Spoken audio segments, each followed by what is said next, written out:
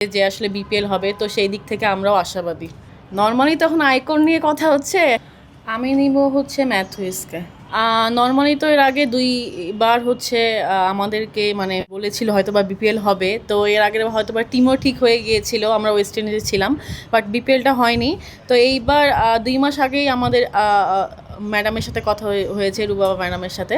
তো উনি বলেছে যে যত তাড়াতাড়ি সম্ভব আসলে আমাদের বিপিএলটা হবে। তো আসলে উনি সেটা সম্ভব করিয়ে দেখিয়েছেন যে আসলে কিছুদিন পর আমাদের বিপিএলটা হবে। তো এটা নিয়ে আমরা অনেক বেশি এক্সাইটেড। প্রতিটা প্লেয়ারের মধ্যেই আসলে এক্সাইটমেন্ট কাজ করছে। আমরা প্রতিদিনই আসলে বিপিএল নিয়েই কথা বলছি। না, এবার নাই। কেন নাই? সত্যি কথা বলতে এবার নাই।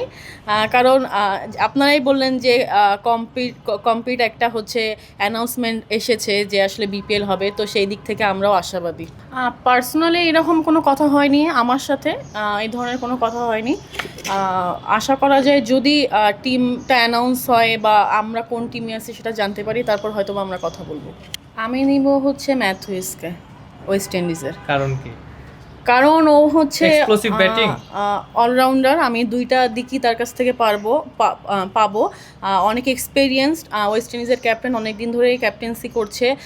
যেভাবে সে আসলে ব্যাটিং করে বা বলিং করে সেটা হয়তো বা আমার টিমের জন্য অনেকই মানে ভালো একটা স্ট্রেন্থ দিবে। তো আমার কাছে মনে হয় যে আমি ম্যাথুইসকেই কল করবো যদি আমি চাই। শ্রীলঙ্কা সিরিজ যেহেতু 2 ফরম্যাটে হবে, ওডিআই টি20, তো নর্মালি ফার্স্টে আমরা যদি বিপিএল খেলি সেটা টি20 ফরম্যাটে হবে। তো বিপিএল নিয়ে চিন্তা যেরকম আছে, আসলে প্রিপারেশন তো আসলে এখানে মেন ব্যাপার। কারণ আমরা সামনে যে ক্রিকেটটা খেলবো সেটারই তো প্রিপারেশন নিব। তো শ্রীলঙ্কার সিরিজও আমাদের মাথায় আছে, যেহেতু ওখানে ওডিআই আছে, আবার এটা এখানে একটা পয়েন্টের খেলা। আমরা যদি শ্রীলঙ্কা সিরিজ থেকে পয়েন্ট নিতে পারি সেটা আমাদের ভবিষ্যতের জন্যও আসলে কাজে দিবে। তো দুইটা প্রিপারেশনে আমরা আসলে